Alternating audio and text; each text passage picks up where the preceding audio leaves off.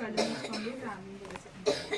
మమ్మల్ని మిక్కిలిగా ప్రేమించిన మా ప్రియ పరలోకపు తండ్రి, గడిచిన దినాల్లో నుంచి తండ్రి మమ్మల్ని సజీవ రెక్కల కింద భద్రపరిచి తండ్రి మరొక నూతన బుధవారాన్ని ఇచ్చిన విధానానికే మీకు వందనాలు, కృతజ్ఞతలు తండ్రి. అలానే తండ్రి, ఇప్పుడు నీ పిల్లలకి నీ మాటలు చెప్తుండగా తండ్రి, నీ కుమారుడైన పరిశుద్ధాత్మ దేవుని సహాయాన్ని నాకు అందించమని కోరుకుంటున్నాను తండ్రి. అలానే తండ్రి, వింటున్న ప్రతి ఒక్క బిడ్డకి తండ్రి మంచి హృదయాన్ని, వివేకాన్ని, తెలివిని ప్రసాదించమని కోరుకుంటూ ఈరోజు ఏ మాటలైతే నీ పిల్లలకు అవసరమో తండ్రి ఆ మాటలు నా నోటి ద్వారాగా పలికించమని కోరుకుంటూ ఈ ప్రార్థన యేసుక్రీస్తు వారి పేరిట అడిగి వేడుకొనిచున్నాం మా ప్రియ పరలోకపు తండ్రి. ఆమేన్. మరొకసారి మీ అందరికీ క్రీస్తు వారి పేరిట వందనాలు తెలియపరుచుతున్నానండి. అందరూ బాగున్నారు కదా? దేవుడి దయ వల్ల అందరూ చాలా ఆనందంగా, సంతోషంగా 2025 సంవత్సరం ముగించేసి దేవుడి పనుల్లో మరొక కొత్త నూతన సంవత్సరంలోకి అడుగు పెట్టాం. అందును బట్టి మనం ఎల్లప్పుడూ కృతజ్ఞతలు చెప్పవలసిన వారమే ఉన్నాం. ఈరోజు మనం 2026లో మొదటి బుధవారం. ఇది 2026లో మొదటి బుధవారం కదా. ఈ మొదటి బుధవారానికి వచ్చిన మనము అసలు ఈ సంవత్సరం అంతా మనం ఏం చేయాలి, దేవుడి పనుల్లో మనం ఎలా ఉండాలి అన్న దాని గురించి ఆలోచిద్దాం, అన్న విషయాల గురించి మనం నేర్చుకున్నామన్నమాట. ఇప్పటి వరకు కొంత జీవితం అయిపోయింది, మనది సగం జీవితం అయిపోయింది కదా. ఇంకా రానున్న రోజుల్లో మనకు ఆయుష్ ఇచ్చాడు కదా దేవుడు. ఈ ఆయుష్ కాలం అంతా ఏం చేయాలి, ఎలా బ్రతకాలి అన్న విషయాల గురించి నేర్చుకున్నాం. మన పాఠం పేరేంటంటే కృపగల దేవునికి కృతజ్ఞతుడివా. కృపగల దేవునికి కృతజ్ఞతుడివా. ఈరోజు ప్రపంచంలో ప్రతి ఒక్కరు ఎవరో ఒకరికి కృతజ్ఞతలు చెప్పే ఉంటారు. ఖచ్చితంగా ఎవరికో ఒకరికి రుణస్తులై ఉంటారు కదా, ఖచ్చితంగా ఉంటారు. పిల్లలు ఎవరికి రుణస్తులు కింద ఉంటారు? తల్లిదండ్రులకు ఉంటారు. తల్లిదండ్రులు ఎలా, భార్య ఎవరికి ఉంటుంది? భర్తకు ఉంటుంది, సంథింగ్. లేకపోతే ఎవరో ఒకరికి. ప్రపంచంలో ఆరిన నేల మీద ఉన్న ప్రతి ఒక్కరు ఎవరో ఒకరికి తల వంచవలసిన పరిస్థితి వస్తుంది కదా. అసలు ప్రపంచంలో ఉన్న 850 కోట్ల మంది ఎవరికి రుణస్తులు? దేవుడికి రుణస్తులు కదా. దేవుడి కోసం మనం అందరం పుట్టాం కాబట్టి మనం దేవుడికి రుణస్తులమై ఉన్నాము. కానీ మనం ఆ రుణాన్ని తీర్చగలుగుతున్నామా? తీర్చలేకపోతున్నాం. మొన్న జనవరి 1 రోజున మెసేజ్ విన్నారు కదా. ఆ రోజు నేను మాట్లాడినప్పుడు దేవుడు మనల్ని పుట్టించిన తర్వాత మనం ఎలా చెడిపోయాము, ఎలా పాడైపోయాము, చివరికి మన జీవితాలు ఏంటి అన్న విషయం గురించి ఆ రోజు మనం అందరం తెలుసుకున్నాం, నేర్చుకున్నాం కదా. మనం ఇశ్రాయేలీలను ఎప్పుడు తప్పు పడతాం. ఇశ్రాయేలీలు దేవుడి కోసం బ్రతకలేదు, ఇశ్రాయేలీలు దేవుడి మాట వినలేదు, దేవుడు వాళ్ళని కంటికి రెప్పలా కాచి కాపాడినా సరే దేవుడికి అనుకూలంగా వాళ్ళు బ్రతకలేరని ఈ విషయాలే ఆలోచిస్తాం ఇశ్రాయేలీల గురించి. కానీ ఇశ్రాయేలీల గురించి దేవుడు మరొక మాటను కూడా రాయించాడు. అదే కదా ఆ రోజు సందర్భం మనం మాట్లాడుకున్నాం. వాళ్ళు ఏం చేశారు? ఇచ్చిన మాట 400 సంవత్సరాలు అయినా సరే తప్పలేదు. ఎముకలను భద్రపరిచారు కదా. యోసేపు గారు ఎముకలను భద్రపరిచారు, 400 సంవత్సరాలు భద్రపరిచారంట వాళ్ళు. మనం జనవరి 1 రోజున వాగ్దానం చేస్తాం. ఎన్ని రోజులైంది? ఒక వారం రోజులు అవుతుంది అనుకుంటారు. రేపటికి వారం, జనవరి 1 వచ్చి ఈ వారం రోజుల్లోనే మర్చిపోతున్నాం. దాని గురించి ఆ రోజు మాట్లాడుకున్నాం కాబట్టి ఈరోజు దానికి అనుబంధంగానే ఈ పాఠం ఉంటుంది. ఆ విషయాల గురించి మనం తెలుసుకుందాం. మొదటిగా ఒక వచనాన్ని చూడండి. తిమోతికి రాసిన రెండో పత్రిక 3వ అధ్యాయము 2వ వచనం.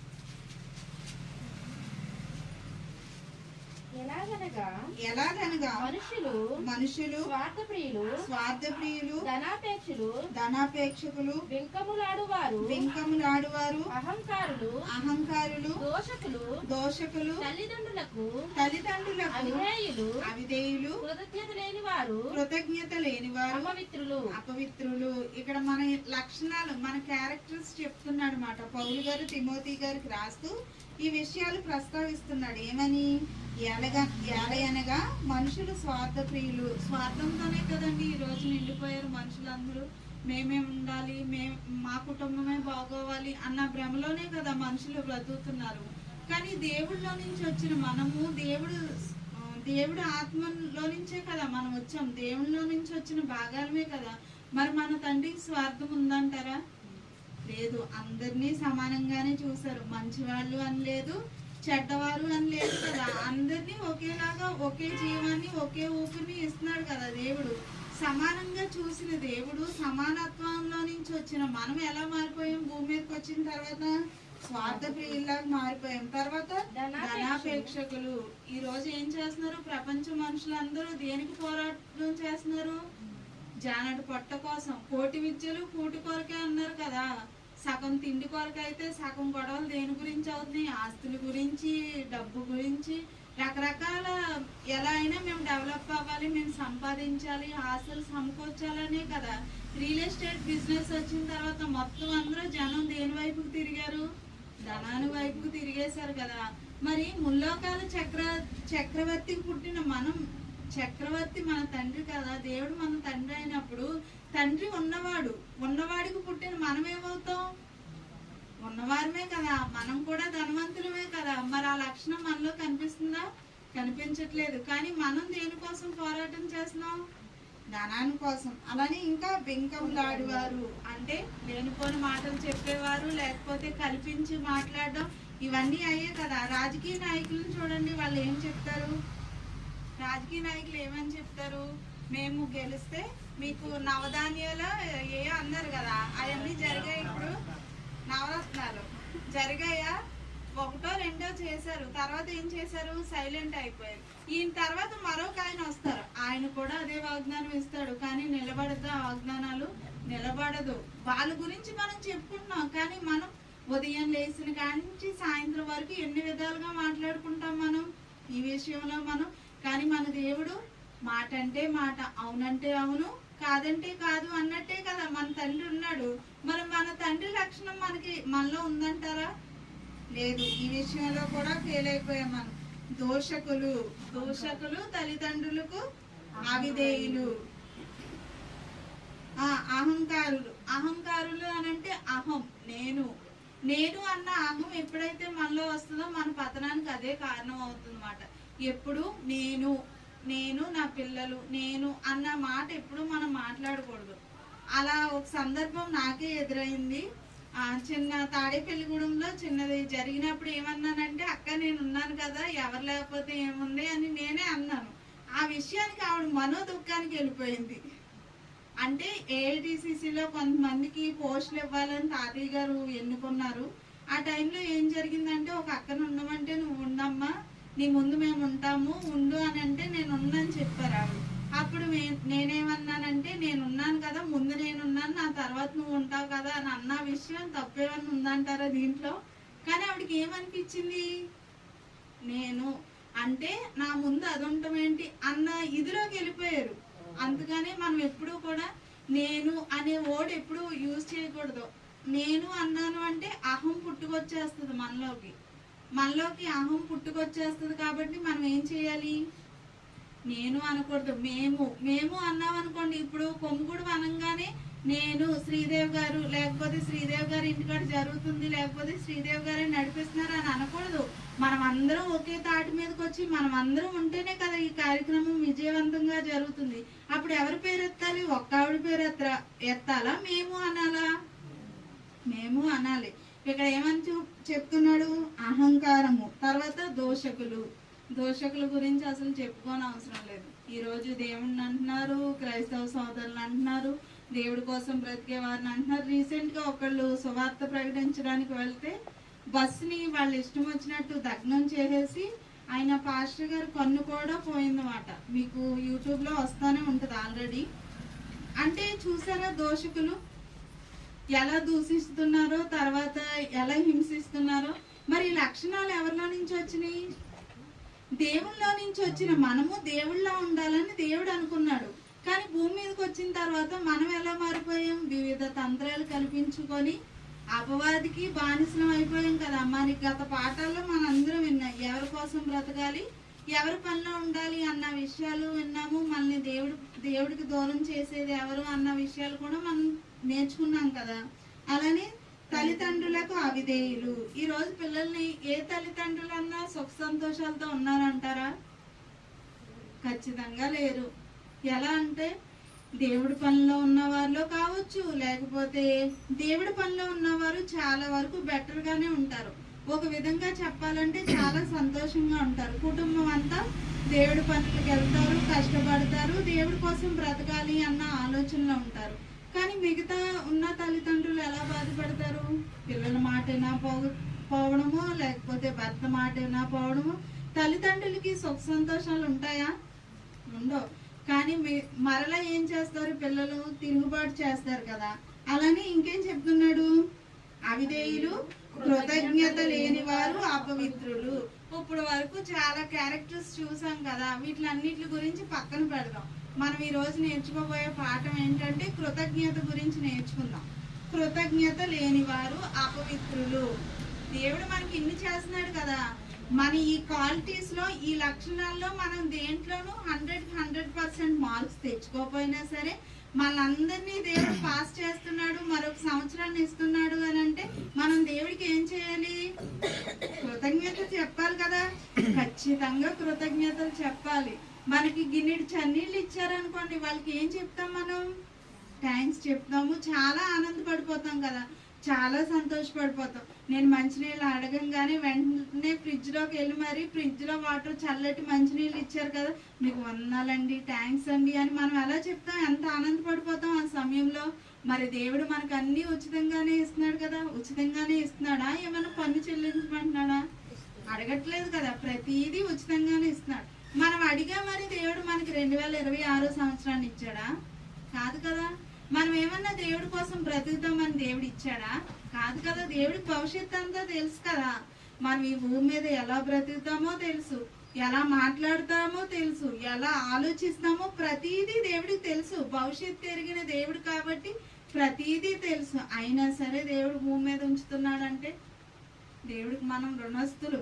దేవుడికి మనం ఎల్లప్పుడూ కృతజ్ఞత చెప్పే వారిగా ఉన్నాం కాబట్టి దేవుడు మనం భూమి మీద ఉంచాడు. కానీ ఆ విషయాన్ని మనం మర్చిపోతే, ఇప్పుడు తల్లిదండ్రులు ఉన్నారనుకోండి, తల్లిదండ్రులు పిల్లల్ని పెంచి పోషించి వాళ్ళని ఒక మంచి పొజిషన్లో పెట్టారనుకోండి, పెద్ద అయిన తర్వాత ఆ తల్లిదండ్రులను విడిచిపెట్టేస్తే పిల్లలు, ఆ తల్లిదండ్రులను వదిలేస్తే తల్లిదండ్రులు ఏ విధంగా మాట్లాడతారు? నేను నవమాసాలు మోసాను, కన్నాను, పెంచాను, నా రెక్కలు ముక్కలు చేసుకొని మరీ చదివించాను కదా, నిన్ను అంతలా చేశాను కదా, ఈరోజు నా ముసలితనమందు, నా వృద్ధాప్యమందు నువ్వు నన్ను చూడట్లేదే అని బాధపడతారా లేదా? అన్ని చేసినా సరే పిల్లల పట్ల. మరి ఒక తల్లిదండ్రులకు పుట్టిన ఇద్దరు పిల్లల గురించి అలా బాధపడితే, మరి కోటాను కోట్ల మంది పిల్లలుగా ఉన్నాం కదా ఈ భూమి మీద. సుమారు 850 కోట్ల మంది ఉన్నాం. మరి 850 కోట్ల మంది కూడా దేవుడి కోసమే బ్రతుకుతున్నారంటారా? బ్రతకట్లేదు కదా. అందుకనే మనమైనా, దేవుడు మనకి జీవితాన్ని ఇచ్చినందుకు మనమైనా దేవుడికి ఏం చేయాలి? కృతజ్ఞతాస్తుతులు ఖచ్చితంగా చెప్పాలి. అలానే ఇంకొక విషయం చూడండి, రోమపత్రిక 1వ అధ్యాయము 21వ వచనం. మరియు వారు దేవుణ్ణి ఎరిగి ఆయనను దేవునిగా మహిమపరచలేదు. ఇక్కడ కృతజ్ఞతాస్తుతులు చెల్లింపను లేదు గాని తమ వాదముల యందు వ్యర్థులైరి. ఇక్కడ ఏమని చెప్తున్నాడు దేవుడు? దేవుణ్ణి ఎరిగి, దేవుణ్ణి తెలుసుకున్నాం. మనం తెలుసుకున్నామా లేదా?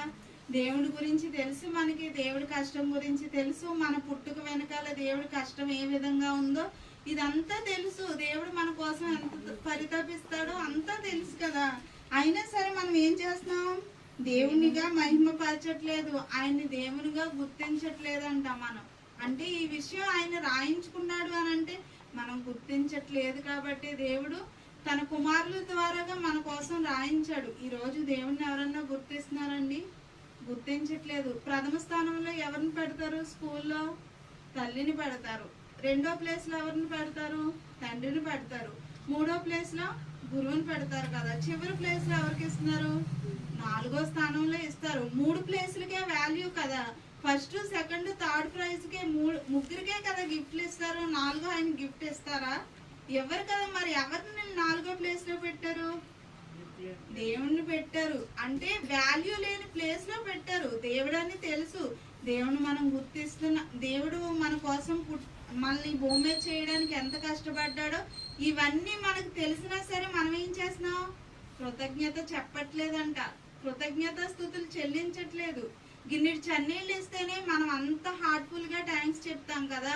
మనకి ఏదైనా చిన్న ఆపదలో ఉన్నప్పుడు మన బంధువులు కానీ, మన స్నేహితులు కానీ, మన సంఘస్థులు కానీ మనల్ని ఆదుకున్నప్పుడు మనం ఏం చేస్తాం? వాళ్ళ పట్ల ఎల్లప్పుడూ కృతజ్ఞత కలిగి ఉంటాం కదా.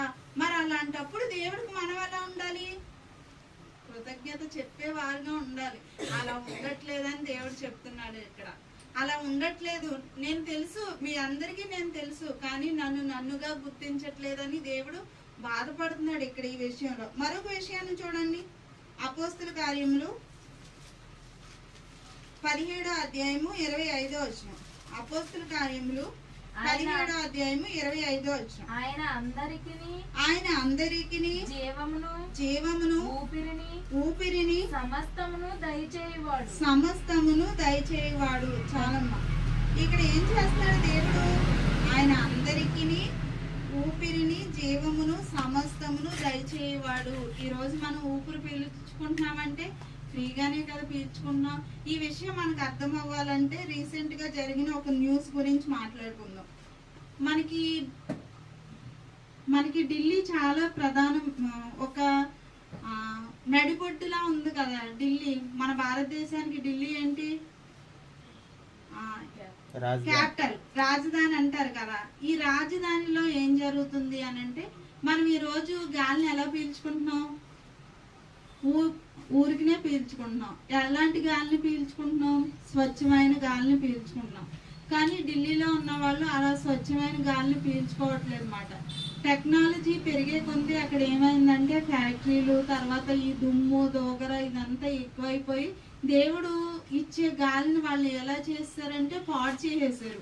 పాడు చేసేసిన తర్వాత వాళ్ళు మంచి గాలిని పీల్చుకోవాలి అని అనడానికి వాళ్ళకి అవకాశం లేదు. అందుకు వాళ్ళు ఏం చేస్తున్నారంటే, గ్యాస్ సిలిండర్లు ఉంటాయి కదా, గ్యాస్ అంటే మనం వంట చేసుకునే గ్యాస్ కాదు, మనకి ఆక్సిజన్ ఉంటుంది కదా, హాస్పిటల్లో ఆక్సిజన్స్ ఉంటాయి కదా. ఈ ఆక్సిజన్ బండ్ని వాళ్ళు ఒక రోజుకి ఒక 15 నిమిషాలకి 300 పెట్టి కొనుక్కుంటున్నారు. 15 నిమిషాలకి 300 పెట్టి కొనుక్కుంటున్నారు. అంటే స్వచ్ఛమైన గాలిని పీల్చాలని, స్వచ్ఛంగా మాకు చక్కటి ఆరోగ్యం ఉండాలని, స్వచ్ఛమైన గాలి మాకు దక్కాలని ఏం చేస్తున్నారంటే ఒక్క 15 నిమిషాలకి 300 పెట్టి కొనుక్కుంటున్నారు కదా. మరి ఒక గంటకి ఎన్ని? 60 నిమిషాలు కదా. 60 నిమిషాలు క్యాలిక్యులేట్ చేయండి మీరు. 1200 అవుద్ది గంటకి. ఒక గంటకు వచ్చి 1200 పెట్టి గ్యాస్ బండ్ కొనుక్కుంటున్నారు. ఒక గంటే ఉంటుందా రోజుకి? రోజుకి ఎన్ని గంటలు? 24 గంటలు కదా. మరి 24 × 12 కొట్టండి, ఎంత అవుతుందో తెలుసా? సుమారు 15,600 ఒక రోజుకి. వాళ్ళ స్వచ్ఛమైన గాలిని, ఆరోగ్యమైన శ్వాసను వాళ్ళు పీల్చుకోవాలంటే 15,600 పెట్టి కొనుక్కుంటేనే కానీ వాళ్ళకి చక్కటి గాలి రాదు. మరి ఈరోజు మనం వాళ్ళతో మనల్ని పోల్చుకోండి. అక్కడున్న వాతావరణానికి ఇక్కడున్న వాతావరణానికి క్యాలిక్యులేట్ చేయండి. అంటే వాళ్ళు 1 సంవత్సరమే బ్రతుకుతారా? కుటుంబంలో ఎంతమంది ఉంటారు? సుమారు 4 ఉంటారు కదా. 4 15 ఎంత?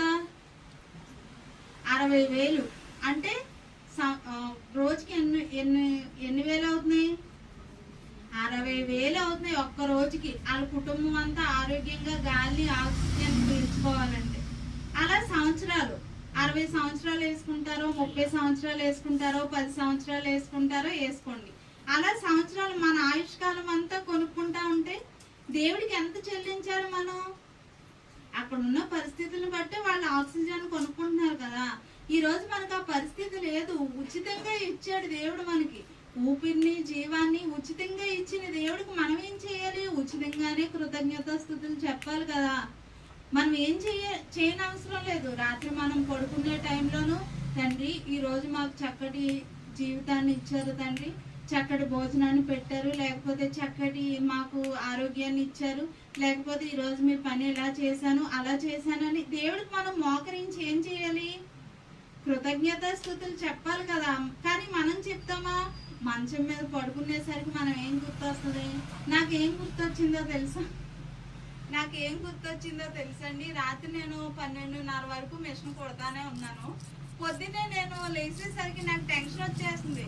ఆ సెమినార్ ఏమో టైం దగ్గర పడిపోయింది, జాకెట్లు అవ్వట్లేదు, ఏం చేయాలని నాకు టెన్షన్. అసలు పొద్దున్నే ఈ రోజు అసలు ఎప్పుడు నేను 12ంటికే ఎక్కుతాను మిషన్, అలాంటిది ఉదయమే ఎక్కేసాను నేను మిషన్. అంటే నాకు టెన్షన్ ఫీల్ అయిపోయాను. అలా మనం మన పనుల కోసం మనం ఆలోచిస్తాం, కానీ మనం ఎవరి పనుల మీద ఆలోచించాలి, ఎవరి కోసం ఆలోచించాలి? ఈ జీవితాన్ని ఇచ్చావు తండ్రి, మరొక రోజుని ఇచ్చావు, మంచి ఆహారాన్ని పెట్టావు, మంచి మంచినీళ్ళు ఇచ్చావు, మంచి గాలిని ఇచ్చావు, మంచి వాతావరణాన్ని ఇచ్చావు అని మనం అడుగుతున్నామా? అడగట్లేదు. మనం కృతజ్ఞత స్తుతులు చెల్లిస్తామా? చెల్లించట్లేదు కదా. మనకి దేవుడు ఎప్పుడు గుర్తొస్తాడు?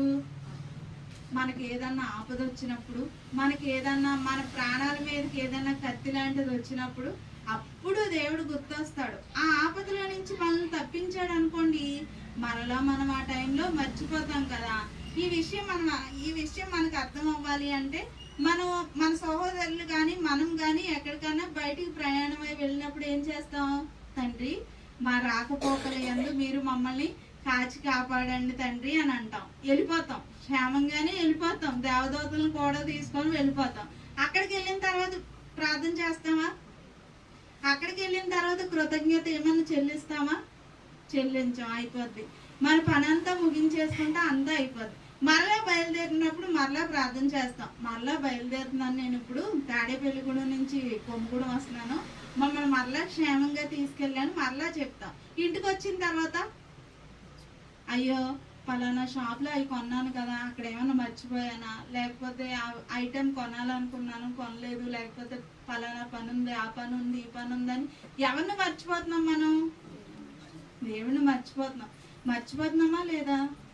ఖచ్చితంగా మర్చిపోతున్నాం. అందుకనే రోమపత్రికలో చదివాం కదా, దేవుణ్ణి తెలుసుకొని కూడా దేవునికి ఏం చేయట్లేదు, మనం కృతజ్ఞత స్తుతులు చెల్లించట్లేదంట, మనం కృతజ్ఞత కలిగి ఉండట్లేదంట. మన జీవితంలో మనం ఎవరో ఒకరికి రుణస్తులుగా ఉంటాం, ఖచ్చితంగా రుణపడి ఉంటాం కదా. మరి మన జీవితాంతం గుర్తుంచుకుంటాం ఆ వ్యక్తిని, సందర్భం వచ్చినప్పుడు అల్లా చెప్తాం కదా.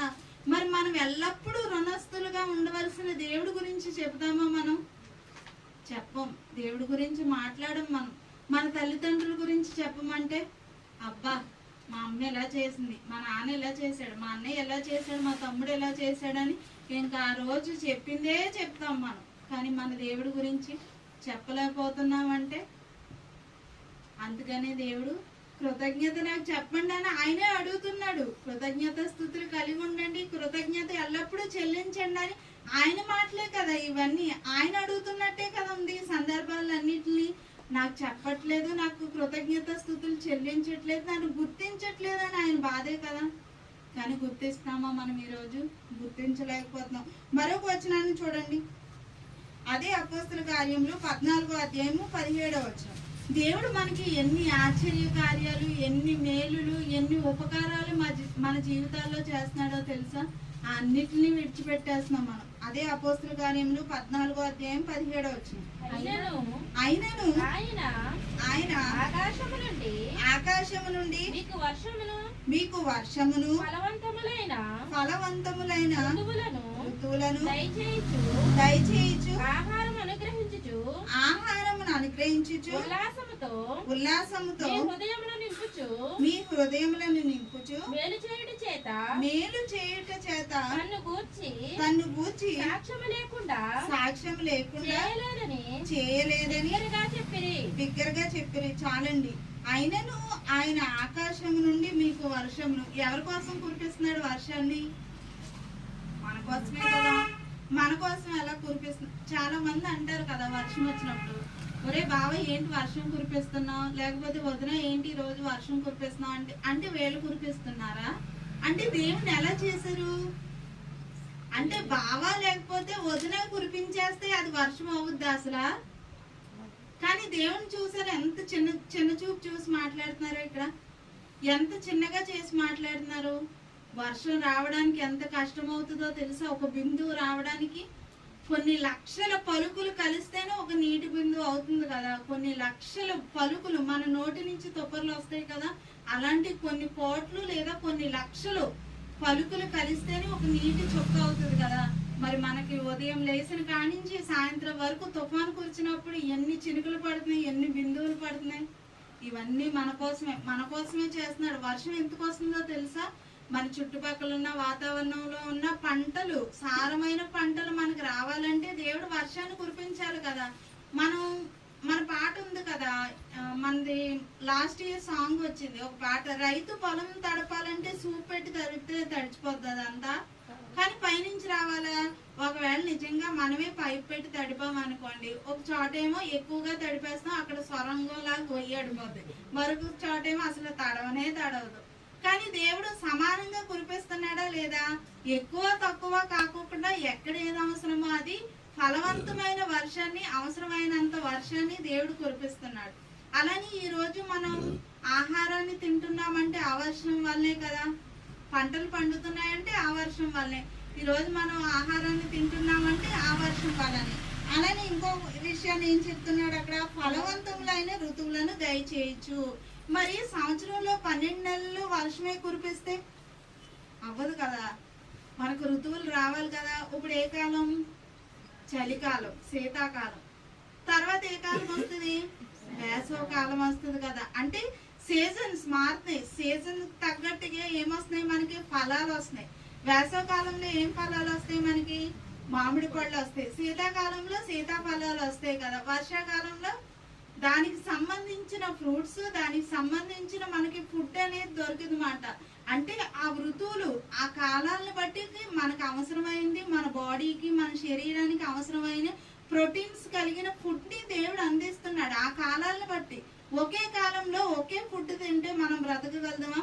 శరీరానికి చాలా కావాలి కదా, ప్రోటీన్స్ కావాలి, విటమిన్స్ కావాలి, మినరల్స్ కావాలి. మనకి నవధాన్యాలు అంటారు కదా, నవధాన్యాల్లో 9 ధాన్యాలు కలుపుతారు. 9 ఒక్కో దాంట్లో ఒక్కో లక్షణం కలిగి ఉంటుంది, ఒక్కో గుణం కలిగి ఉంటుంది.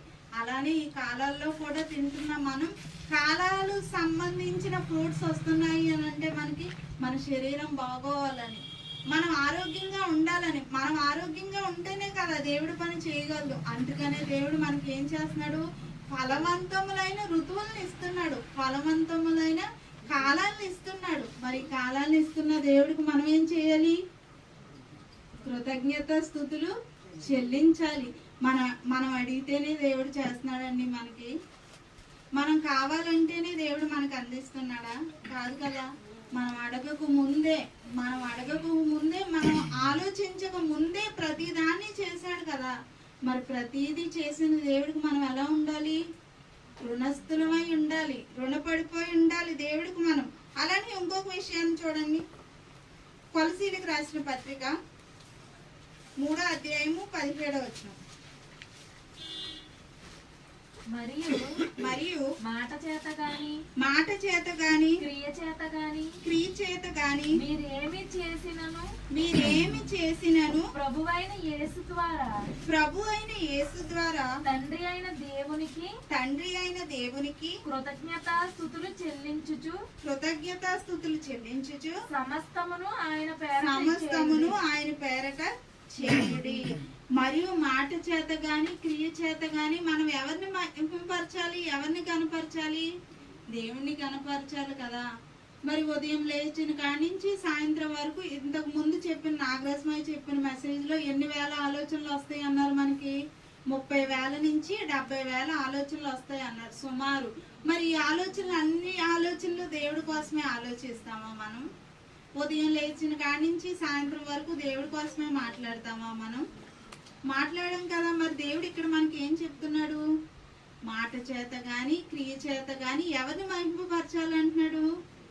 దేవుణ్ణి మహిమపరచాలంటున్నాడు. ఎవరి ద్వారాగా? యేసుక్రీస్తు వారి ద్వారాగా. కానీ మన జీవితాల్లో అవి కనిపిస్తున్నాయా? కనిపించట్లేదు. మన క్రియలలో దేవుడి పని కనిపిస్తుందా? కనిపించట్లేదు. ఏదో తక్కువగా చేస్తున్నాం మనం దేవుడి పని, తక్కువగానే. ఆవగింజలో అరపాతికి అంత చేస్తున్నాం మనం, తక్కువగా, చాలా తక్కువ చేస్తున్నాం దేవుడి పని. చాలా ఎక్కువగా చేసిన భక్తులు కూడా చివరికి ఏమైపోయారు? పాతాళానికి జారిపోయారు కదా. మరి వాళ్ళతో పోల్చుకుంటే మన జీవితాలు ఎంత? ఆఫ్టర్ ఆల్ మన జీవితాలు. మరి మనం దేవుడి కోసం ఎలా బ్రతకాలి? యథార్థంగా కృతజ్ఞత కలిగి తన్ను తాను తగ్గించుకొని మనం ఏ విధంగా ఉండాలో తెలుసా? దేవుడు ముందు పరిశుద్ధులుగా ఉండాలి. మన తండ్రి పరిశుద్ధుడు కదా, మనం కూడా ఎలా ఉండాలి? పరిశుద్ధులుగా ఉండాలని దేవుడు కోరుకున్నాడు. కానీ మనం అలా ఉండగలుగుతున్నామా ప్రియమైన దేవుని వాళ్ళారా? ఉండలేకపోతున్నాం. ఈరోజు పరిశుద్ధతని మనం కోల్పోతున్నాం. అయినా సరే దేవుడు మనల్ని భూమి మీద ఉంచుతున్నాడు. ఇశ్రాయేలీయులను చూడండి, వాళ్ళు అరణ్యంలో దేవుడికి అవిధేయతగా బ్రతికినా సరే, ఇశ్రాయేలీయుల గురించి ఆలోచించే ముందు అంతకంటే ముందు తరాల గురించి ఆలోచిద్దాం. ఆదాం గారు ఉన్నారు కదా, ఆదాము అవ్వ ఇద్దరిని దేవుడు ఎందుకు పుట్టించాడు? తన సంకల్పాన్ని నెరవేర్చుకోవాలనే కదా. భూమిని నిండించి విస్తరించి నాకు అనేక మంది పిల్లలు కావాలని దేవుడు కోరుకున్నాడు. ఒంటరిగా ఉండలేక దేవుడు పరలోకంలో మనల్ని కావాలని కోరుకున్నాడు. కోరుకున్న తర్వాత వెంటనే మనిషిని చేశాడా? చేయలేదు. విశ్వదినాల్లో అంటే అవి మనం ఒక రోజు అంటే 24 గంటల కింద క్యాల్కులేట్ చేస్తాం కదా, కానీ ఒక రోజు అని అంటే మనం 24 గంటలు లెక్కేయకూడదు. అవి విశ్వదినాలు అంటే ఎన్ని సంవత్సరాలు, ఎన్ని వేల సంవత్సరాలు మనకి తెలియదు ఆ రోజుల గురించి. అంతలా కష్టపడ్డాడు. ఏం చేశాడు? సృష్టిని చేశాడు, ప్రకృతిని చేశాడు, జీవుని చేశాడు, చంద్రుడిని, ఆకాశాన్ని, ప్రతిదీ సమస్తాన్ని చేశాడు కదా. చేసిన తర్వాత చివరిలో ఏం చేశాడు? మనిషిని చేశాడు.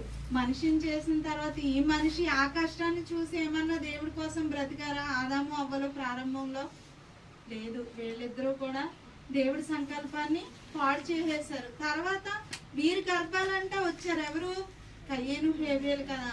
వీళ్ళ ద్వారాగా ఏమైనా దేవుడి పని ముందుకెళ్తుంది అని అనుకున్నారు. కానీ వీళ్ళ ద్వారాగా ఏమైంది? ఒక తమ్ముడిని చంపేశాడు, నరహంతకుడు అయిపోయాడు. వీళ్ళ తర్వాత మరొకరు ఎవరు వచ్చారు? నోవాహు గారు వచ్చారు కదా. నోవాహు గారి తరంలో 100 సంవత్సరాలు సువార్త చేశాడంట మహానుభావుడు. 100 సంవత్సరాల్లో తన కుటుంబ సభ్యులే మారారు. కుటుంబ సభ్యులను కూడా మార్చుకోవడానికి ఆయన ఎంత కష్టపడ్డాడు. ఈ రోజు బయట ఉన్న వాళ్ళు ఈజీగా మార్చేయచ్చు మనం, కానీ మన ఇంట్లో వాళ్ళు మారుతారా? మన మాట వింటారా? వినరు కదా. అలాంటప్పుడు నోవాహు గారు ఎంత కష్టపడి ఉండొచ్చు. ఆ ఉన్న 7గురినైనా స్టాండర్డ్ చేయడానికి. ఈయనతో పాటు 8 మంది కదా. ఉన్న 7గురిని కూడా ఆయన 100 సంవత్సరాలు ఎన్ని విధాలుగా వాళ్ళని బలపరిచి ఉండొచ్చు. మరి ఆయన కష్టం చూసారా? నోవాహు గారి కష్టం. ఆయన కష్టం చూసి మారారా? మారలేదు కదా. నోవాహు గారి తర్వాత ఇంకా తరాలు వచ్చినాయి. ఇంకా ప్రవక్తలు వచ్చారు, రాజులు వచ్చారు, యేసుక్రీస్తు వారు వచ్చారు, అపోస్తులు వచ్చారు. వీళ్ళందరూ వచ్చినా సరే దేవుడి సంకల్పం ఎక్కడన్నా నెరవేరుతుందా? ప్రారంభం నుంచి దెబ్బ తింటూనే వస్తుంది కదా. దెబ్బ తీసుకుంటానే వస్తుంది అపవాది. పరలోకంలోనే ఛాలెంజ్ చేసింది కదా. మాకివ్వకోకుండా లోకం మరొకరికి ఇవ్వడం ఏంటి? మమ్మల్ని వారసుల కింద చేసుకోకుండా నీకోసం ఎవరో పుట్టిస్తానంటున్నావు, వాళ్ళకి ఇవ్వడం ఏంటని ఛాలెంజ్ చేసి యుద్ధాన్ని ప్రకటించి ఈరోజు మన ఆత్మలన్నింటిని ఎక్కడికి తీసుకెళ్ళిపోతుంది? నరకానికి తీసుకెళ్ళిపోతుంది కదా. మరి దేవుడి సంకల్పం చూసారు ఎలా దెబ్బతింటూ వస్తుందో. మరి ఎక్కడైనా మన మీద ప్రేమ కానీ, జాలి కానీ, కృప కానీ, దయ కానీ తగ్గిందా? మన పట్ల తగ్గలేదు. అంత బాధ పెడుతున్నా సరే దేవుడి ప్రేమ మన పట్ల ఎప్పుడూ తగ్గలేదు. కాలాలు ఒకేలా వస్తున్నాయి, సూర్యుడు ఒకేలా వస్తున్నాడు, గాలి ఒకేలా పీల్చుకుంటున్నాం, వర్షం ఒకేలా వస్తుంది, అన్ని మార్పులు జరుగుతున్నాయి. కానీ టైం టు టైం తప్పకుండా వస్తున్నాయా లేదా? కానీ మనం ఏదైనా చిన్న బాధ వచ్చేసరికి మానేస్తాం, చిన్న కష్టం వచ్చేసరికి దేవుని గుర్తించాం. లేకపోతే సంథింగ్ ఏదైనా మనకి ఆర్థిక పరిస్థితులు బాగోపోతే ఎవరిని దూషిస్తాం? దేవుణ్ణే కదా దూషిస్తాం. మరి దేవుడితో పోల్చుకుంటే, ఆయన బాధతో పోల్చుకుంటే మన బాధ ఎంత అసలు? ఆఫ్టర్ ఆల్ కదా. ఆయనతో పోల్చుకుంటే మనకు ఒకళ్ళు ఇద్దరితోనే బాధ, కానీ ఆయనకి 850 కోట్ల మందితో తలకైపోటు ఆయనకి. మనం ఈ భూమి మీద 60-70 సంవత్సరాలే కలిసి ఉంటాం, కానీ అక్కడ శాశ్వతం కలిసి ఉండే వారు కూడా దూరం అయిపోతున్నారు దేవుడికి. దేవుడు ఇంకెంత బాధపడతారు? దేవుని గుర్తించట్లేదు, దేవుడి కోసం బ్రతకట్లేదని ఆయన ఎంత బాధపడుతున్నాడు కదా.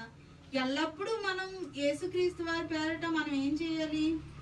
కృతజ్ఞతాస్తుతులు చెల్లించాలి దేవుడికి. మన తండ్రి ఆయనే కదండి. ఇప్పుడు మనకంటే ఇప్పుడు ఉదాహరణకి ఈ విషయం చెప్పాలి అని అంటే, నాకు ఏదన్నా బాధ వచ్చింది అనుకోండి, వెంటనే నేను ఎవరితో చెప్తాను? మా అమ్మతోనో లేకపోతే అన్నయ్యతోనో మా ఆయన గారితోటో ఎవరో ఒకరితో చెప్తాను. నా బాధను వాళ్ళు ఏం చేస్తారు?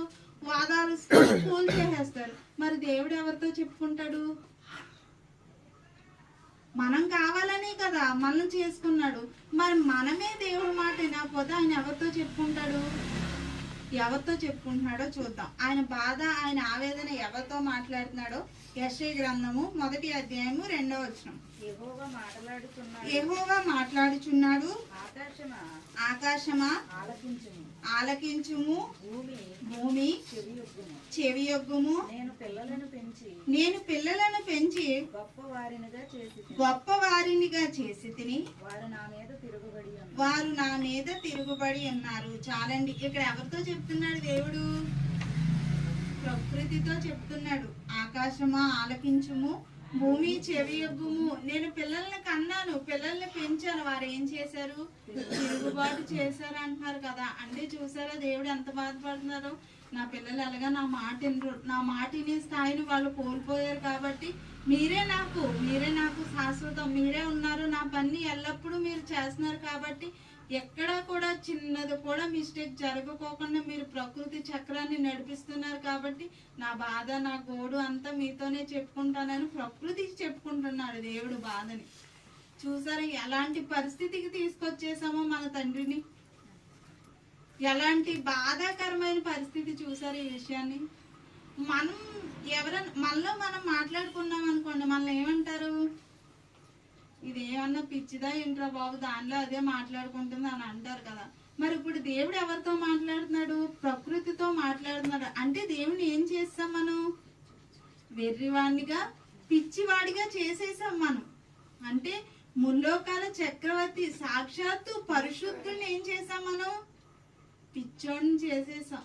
పిచ్చిగా ప్రేమించాడు కాబట్టి పిచ్చివాడిగా అయిపోయాడు. మనల్ని పిచ్చిగా ప్రేమించాడు. సర్వస్వం మనమే అనుకున్నాడు. సర్వం, నా జీవితం అంతా మీరే అనుకున్నారు. కానీ మనం ఒంటరి వాడిని చేసేసాం దేవుణ్ణి. కానీ దేవుడు మనల్ని ఏం అడగట్లేదు. నా కోసం బ్రతకండారా, నాకు కృతజ్ఞత స్థుతులు చెల్లించండి. ఎల్లప్పుడూ మనం ఆయన పట్ల ఏం చెల్లించాలి? కృతజ్ఞత స్థుతులు చెల్లించాలి. మన తండ్రి చాలా మంచివాడండి. మనం అసలు ఆయన కోసం బ్రతకకపోయినా, ఆయన గురించి ఆలోచించకపోయినా సరే మన కోసం ఆయన ఎల్లప్పుడూ ఆలోచిస్తాడు. ప్రతి నిమిషము, ప్రతి క్షణం, అనుక్షణం మన మీదే ఉంటుంది ఆయన చూపు. అనుక్షణం మన కోసమే ఆలోచిస్తున్నాం. మన తండ్రి కోసం మనం ఇక నుంచి అయినా ఆలోచించాలి. సరే, ఇప్పుడు వరకు తండ్రికి కృతజ్ఞతలు చెప్పాలి అని నేర్చుకున్నాము. యేసుక్రీస్తు వారి పేరిట చెల్లించాలి అని నేర్చుకున్నాం కదా. ఇంకా ఎవరికి చెప్పాలి మనం కృతజ్ఞత స్థుతులు అన్న దాని గురించి ఆలోచిద్దాం. రోమపత్రిక 16వ అధ్యాయం 3వ వచనం చూడండి. రోమపత్రిక 16వ అధ్యాయము 3వ వచనం. క్రీస్తు యేసునందు నా జత పని వారైన ప్రిస్కిల్లాను అకులకును నా వందనములను చెప్పుడి. వారు నా ప్రాణము కొరకు తమ ప్రాణములను ఇచ్చుటకైనను తెగించిరి.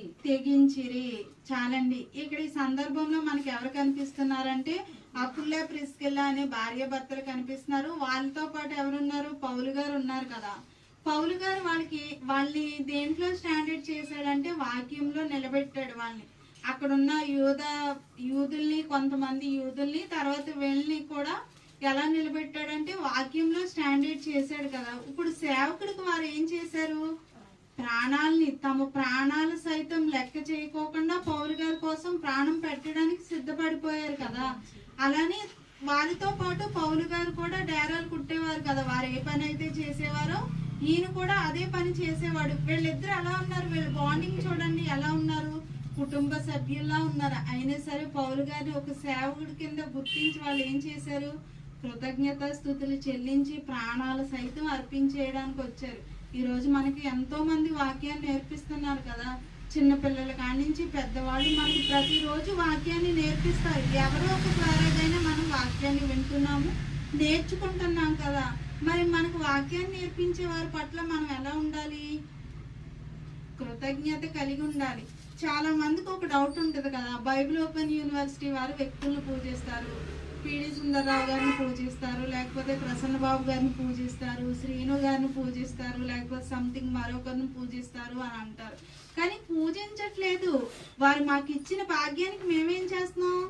కృతజ్ఞత, థ్యాంక్స్ చెప్తున్నాం, వాళ్ళకి కృతజ్ఞతలు చెప్తున్నాం, వాళ్ళకి తెలియపరుచున్నాం.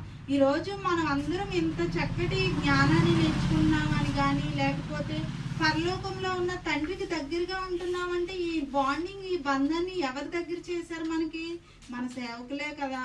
మన సేవకులే కదా మన అందరికీ విషయాలన్నీ తెలియపరిచింది. వారి పట్ల మనం ఎలా ఉండాలి? కృతజ్ఞత కలిగి ఉండాలి. మరొక విషయం చెప్పమంటారా? బైబిల్ ఓపెన్ యూనివర్సిటీలో ఉన్నది. కొన్ని సంఘాల్లో చూడండి,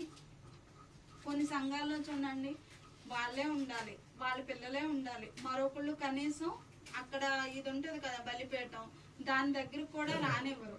వాళ్ళ పిల్లలు వాళ్ళ తరాలే ఉండాలి. మరొకరు కనీసం సంఘ పెద్దలు వాడి 50 సంవత్సరాలు అయినా అవనివ్వచ్చు, 100 సంవత్సరాలు 90 సంవత్సరాలు అయినా సరే ఎక్కడుండి మాట్లాడాలి? బలిపీఠం కింద నుంచొని ఒక పోడియం ఇస్తారు, ఒక మూల వేస్తారు. ఆ పోడియం దగ్గరుండే మాట్లాడాలి. ఆ పోడియం దగ్గరుండే ప్రసంగాలు కానీ లేకపోతే సంథింగ్ ప్రకటనలు కానీ చెప్పాలి అక్కడుండే. కానీ అక్కడి నుంచి ఒక మెట్టు పైకి వెళ్ళనిస్తారా? వెళ్ళనివ్వరు కదా. అంటే చూసారా ఎలా చేశారు? ఇక్కడ వాళ్ళే ఉండాలి, వాళ్ళే మాట్లాడాలి అని చేశారు. కానీ బైబిల్ ఓపెన్ యూనివర్సిటీలో అది లేదు. చిన్న పిల్లలు మొదలుకొని పెద్దవారు, వృద్ధాప్యంలో ఉన్నవారు కావచ్చు, చదువు లేని వారు కావచ్చు, ఎవరైనా సరే దేవుడి మాటలు నేర్చుకొని ఏం చేయాలి? ప్రకటించాలి, బోధించాలి. సేవకులు అవ్వాలని కదా దేవుడు కోరుకున్నాడు. మన అందరం దేవుడి కోసం చెప్పాలని, దేవుడి సేవ చేయాలని కదా భూమి మీదకి పంపించారు. ఈ విషయాన్ని ఎవరు నెరవేర్చారు? బైబిల్ ఓపెన్ యూనివర్సిటీ నెరవేర్చి సుమారు ఎన్ని వందల మంది ఉన్నారో తెలుసా ప్రసంగాలు చేసేవారు. ఇప్పుడు మీరు అందరూ కూర్చున్నారు, మీ అందరికీ మైకులు ఇస్తే చాలా చక్కగా దేవుడి కోసం చెప్తారు, చాలా చక్కగా పాటలు పాడతారు, చాలా చక్కగా ప్రార్థన చేస్తారు కదా. అంటే మీకు ఈ అవకాశాలు ఎవరిచ్చారు? బైబిల్ ఓపెన్ యూనివర్సిటీ వారు ఇచ్చారా లేదా? ముందు దేవుడు ఇచ్చాడు. ఆ అవకాశాన్ని గుర్తించి ఇచ్చింది ఎవరు? Bible open university. అందుకనే ఎల్లప్పుడూ మనం ఏం చేయాలి? మన పెద్దలకి లోబడి ఉండాలి, కృతజ్ఞత స్తుతులు చెల్లించాలి, ఎల్లప్పుడూ చెప్పాలన్నమాట. మనం ఢిల్లీలో ఉన్న పరిస్థితి మనకు వచ్చింది అనుకోండి, మన పరిస్థితి ఏమైపోద్ది? మా ఇంట్లో ఎంతమంది ఉంటాం? 6 ఉంటాం. అంటే నలుగురికి 60,000 అవుతుంది కదా. ఇప్పుడు 6 లెక్కేస్తే 90,000 అవుతుంది. అంటే ఒక రోజుకి 90,000 పెట్టి మా అమ్మ కొనగలదా ఆక్సిజన్? లేకపోతే 2 రోజులకి ఎంత? 1,80,000. అలా సంవత్సరానికి చూడండి, అన్ని లక్షలు, అన్ని కోట్లు పెట్టి మనం ఆక్సిజన్ కొనుక్కోగలమా?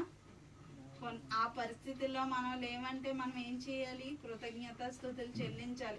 మన మీద నుంచి మరొక సంవత్సరం వచ్చింది, 2025 సంవత్సరం ముగించుకొని మరొక నూతన సంవత్సరానికి వచ్చామంటే మనం ఎక్కడో ఒక మూల, ఎక్కడో మనలో కొంచెం భక్తి కనిపిస్తుంది, ఎక్కడో మనలో దేవుడి మీద ఉన్న ప్రేమ కనిపిస్తుంది. కాబట్టి దేవుడు మనల్ని ఈ భూమి మీద ఉంచినందుకు మనం దేవుడి పనిలో ఎల్లప్పుడూ ముందుండాలని కోరుకుంటూ ఈ నా మాటలు ముగిస్తున్నాను. కళ్ళు మూసుకొని ప్రార్థన చేసుకోవచ్చు. మమ్మల్ని మిక్కిలిగా ప్రేమించిన మా ప్రియ పరలోక తండ్రి, ఈ రాత్రికాల సమయం అందు తండ్రి, మీ పట్ల ఎలా మచుకోవాలి, ఎలా జీవించాలి, ఎలా మీకు కృతజ్ఞత స్తుతులు చెల్లించే వారమై ఉన్నామన్న విషయాలు చెప్పాను తండ్రి.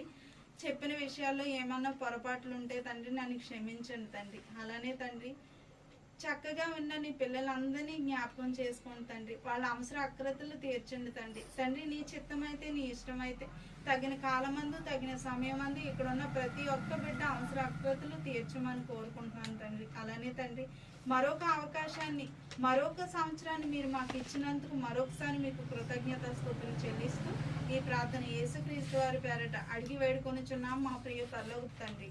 ఆమేన్. అందరికీ వందనాలు.